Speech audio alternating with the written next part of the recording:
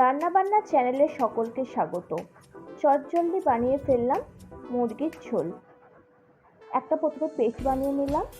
হলুদ, লঙ্কা, জিরে দিয়ে একটা পেস্ট বানিয়ে দিলাম। কড়াইয়ে তেল দিয়ে আলুগুলো সামান্য হলুদ দিয়ে ভেজে তুলে নিলাম।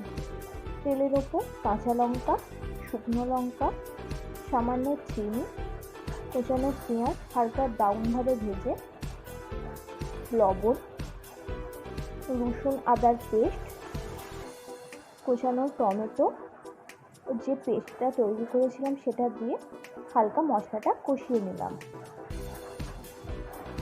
মশলাটা কষানো হয়ে গেলে ধুয়ে রাখা মাংসগুলো দিয়ে বেশ কিছুক্ষণ কষিয়ে ভেজে রাখা আলু ও লবণ ও পরিমাণ মতন জল দিয়ে বেশ কিছুক্ষণ ফুটিয়ে পরিবেশন করলাম আজকের রেসিপি।